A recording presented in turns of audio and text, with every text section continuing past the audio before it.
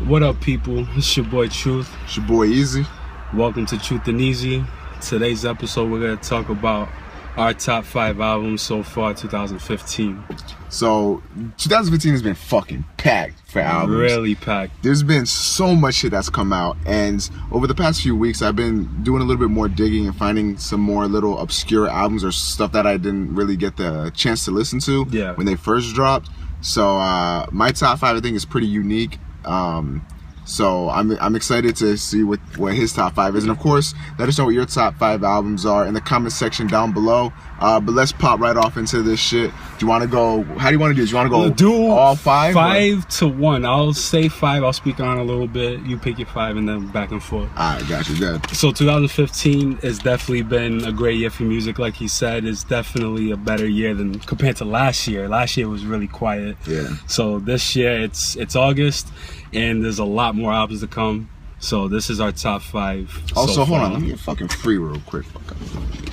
Can't hold me down. What the fuck, bro? Alright, number 5, I'm gonna go with Dreams Worth More Than Money. Really?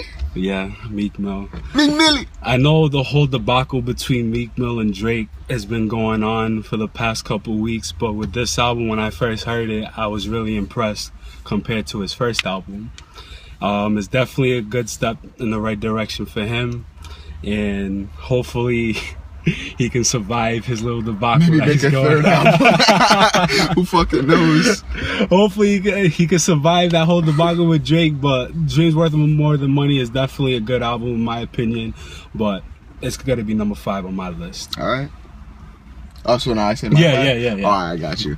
My number 5 album is going to be Joey Badass, Before the Money. My man's is a spitter. He's got that 90s hip-hop vibe. This shit drops in fucking January, and it still bumps, man. Song Paper Trails is one of the best songs of the year, I think. Joey Badass, man, you guys gotta look out for him. If you guys haven't heard his album yet, go check that out. One thing that I fucking love is that album cover. Like, that shit is sick. It's got nice colors and everything. It looks great. But in addition to that, like, I think Joey Badass is he's just a heavy spitter, and I appreciate that. And I appreciate his 90s vibe kind of thing, like his early hip-hop vibes. I fuck with that shit heavy, and I think he was doing his thing on this one. Alright, cool. Number 4. Can we call this an album or a mixtape? If you're reading this? If you're reading this, it's too late. We'll discuss it after, but I don't think that belongs in any top 5. This is my top 5. Alright, This ain't the people's. Alright. This is the truth's Alright. top 5. Number 4 is my main man Eazy. Alright. Now this album dropped out of nowhere in February. I remember Twitter was pretty live that night. All of a sudden I knock out, wake up, next hour, bam, Drake. If you're reading this, it's too late. Now, when I first saw that album name, I thought it was too late. I couldn't listen to the fucking songs at all because I know he drops it on OVO blog and you could download it, and all of a sudden it's just stream only. And I'm like, fuck. But I was able to buy it on iTunes, and this mixtape, it was a bunch of throwaways from Views from the Six. It was definitely on heavy rotation. It still is on heavy rotation to this day. And I'm definitely looking forward to Views from the Six. This is definitely the warm-up. We'll get Views from the Six later on this year. Stay tuned for that. Alright. My number 4, Open Mike Eagle, a special episode. So this is one of the underground ones. Actually, it's the only underground one that's in my top 5. But this is a hilarious, very entertaining, extremely short EP coming out of Open Mike Eagle that I fucking fell in love with. This shit is awesome.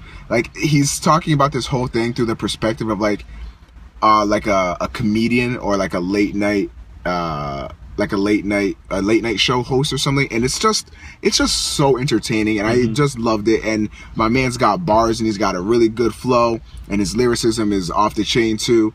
Open Mike Eagle, you gotta check it out. You can even get it on iTunes. If you guys got Apple Music, you can cop that. But definitely Open Mike Eagle, a special episode, is definitely something you guys gotta check out. It's only 6 tracks deep. I think it's like 20 minutes long or 30 minutes long, something like that. Gotta check it out. I fucking love this album. Number 3, Dark Sky Paradise. Nah, it's not, I don't judge. Dark Sky Paradise. I know a lot of people slept on that album. I don't judge. I don't judge.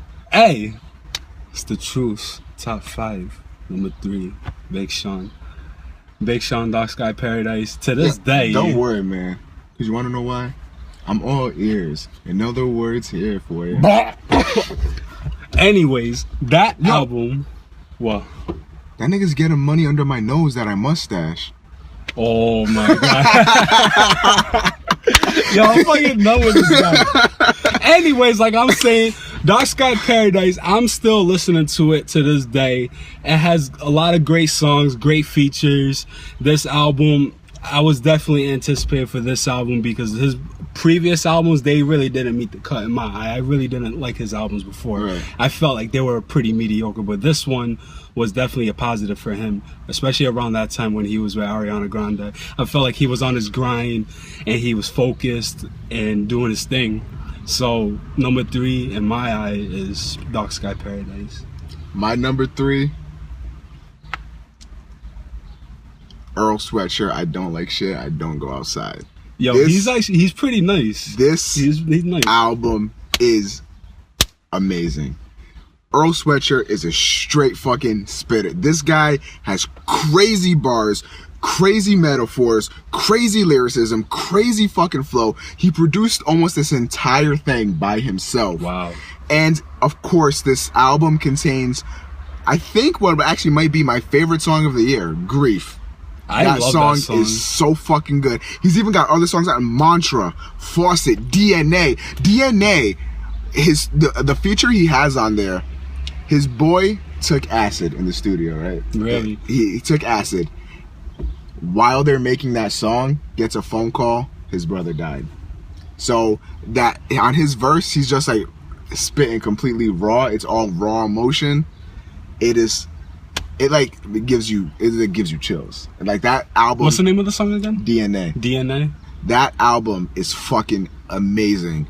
You just gotta listen to it. I think you gotta give it a chance. I'd say give it multiple listens because it might not hit with you immediately, but for me, like as soon as I press play on it, I fucking loved it because from like he just has crazy bars, crazy flow, like I said, and the production too. I'm a big fan of Earl's production on this.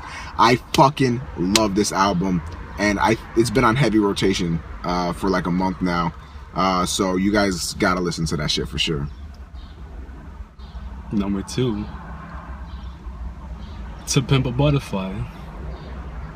To Pimp a Butterfly dropped in March, and this album, I'm just gonna go ahead and say my number 2 is To Pimp a Butterfly as well, so that way we can both talk about it here. It's art. Like, you know, it's an art piece. This one, I feel like if you're looking at it objectively, this is number 1. But this is like our top 5, so like what we enjoyed the most. Yeah. So like there is another album, I'm pretty sure you guys are gonna guess it by now, but there is another album that I enjoyed a lot more and still just gets played. Like it's spinning like crazy. It's heavy rotation. Absolutely. But To Pimp a Butterfly is definitely like a masterpiece. Like this is fucking art, you know what I mean? Like this is the best case of like hip hop being an art form and like being deeper than just, you know, bars, bitches, money, cars, whatever the case may be. This is one of the finest examples of that this year, To Pimp a Butterfly, and the undertone and the messages and the transition between tracks and the ending, everything is just immaculately done on this album. Kendrick Lamar is fucking insane, man, and this man has like shot himself up to like legend status with this album. This is definitely just a fantastic album. I'm sure you guys have heard it by now. If you haven't, I don't know what the fuck you're doing with your life, but you guys gotta listen to that shit, man. 20 years down the road, people are definitely gonna be listening to Pimp a Butterfly, and they're gonna be reflecting on how the day worked today. And depending on where the world is 20 years, we might look back and be like, there was actually racism like this going on. People were actually doing stuff like this, or they might be, damn, it's been 20 years and nothing changed. Could be anything. Number 1. Can I just say, since we both have the same one, probably A$AP Rocky, Allah. That album is fucking ridiculous. That album is fucking ridiculous. There's only one bad song on it, Wavy Bone. I don't like that song at all. Every other song is fucking immaculate. I mean, Anyways, you can Nah, continue. not good. I mean, Wavy Bone and just put LSD in there too. No, LSD is so good. The whole feel of this, like this album, I like it so much because no matter how I'm feeling or what's going on, when I put this album on, I'm in another state of mind. Like it kind of takes me away from everything, and all the songs are fucking amazing. And I could just play this album front to back while, you know, maybe editing a video or, you know, doing whatever the case may be, playing a fucking video game, whatever. Like I can just listen to this album and like it'll just take me away. And like I feel like for other albums I have to sort of like almost try to listen to it, if that makes sense. Like to Pimp a Butterfly, Like you force yourself to listen to it. not necessarily forced, but like when it's To Pimp a Butterfly, like I have to pay attention to the undertones, and I feel like it's more of an experience and like almost like a movie, as opposed to like a music that I can just zone out to, kind of. Allah, I can just zone out to, and I fucking love this album. I think that like if you haven't listened to it yet, like you just got to. Even if you've listened to other ASAP shit, like this is so fucking different. This album's immaculate in my opinion. This is like a 10 out of 10 for me. This is what hip hop needed. Big time. Absolutely. I love this album. Like that's all there is to say. Like about so it. far this year, it's been ASAP and it's been Kendrick's album. Those two, it's been top two like this whole year. Everyone's talking about ASAP, Kendrick, ASAP. It's just been those two albums. Yeah. In our opinions, we're talking about like the hottest. And whatever we're playing on heavy rotation, and ASAP is definitely number one. Absolutely. But that doesn't detract anything from Kendrick. No, not Kendrick, at all. Because here's the thing. I think like at the end of the year I'll probably have two different lists. Two like one of the lists would be like the best albums, like objectively. Like I think in terms of storytelling and how well they're constructed and everything like that. And I'd have to put like To Pimp a Butterfly number one. But there's also gonna be the ones that I enjoyed the most. And you know, that's ASAP, you know what I mean? But I gotta talk to you about your shit, bro. If you're reading this, it's too late. And Dark Side Paradise. Now, I'm not like impeding on you or nothing. You can like, don't give me that fucking murder look, nigga. Damn. All I'm saying is that I'm gonna tell you why I don't think If You're Reading This, It's Too Late should be on anything. Because that shit's not an album. That shit is, I mean, you can enjoy it and it can be a top 5, whatever. But that shit is not an album, and it does not deserve to be on a top 5 because that shit was pure throwaways. And I'm not gonna fucking lie, a lot of those songs had that Quentin Miller influence. Okay. Like, even without the Quentin Miller stuff, I still think this doesn't deserve top 5, but especially with the Quentin Miller stuff that's come to light, whether or not Drake wrote the lyrics or whatever, I don't know why Quentin Miller was doing the references or whatever, but you got 10 bands, which is almost ripped completely. Drake has, I think, a verse or something that Quentin Miller didn't do. Know Yourself, the most catchiest part on there, was mostly done by Quentin Miller. Like, a lot of the flow and everything like that, the hard part of a song, Quentin Miller did a lot of that stuff. So who knows what else he worked on, you know, just because we haven't seen the reference tracks like that. I think that album is very highly questionable, and I feel like Drake was just gonna sort of put that out as a side project, so like that doesn't affect my views on Drake necessarily, but on that album I think it definitely takes it down a few pegs. But just on top of that, like the album cohesively, like there's no story, there's nothing going on. It's not like an album, it's not like an experience. Like all my top albums, like there's an overarching theme and there's all these different types of things going on. But I just feel like If You're Reading This, It's Too Late is just like an amalgamation of songs. Do you want to defend yourself? Or? No, I'm good. Keep going.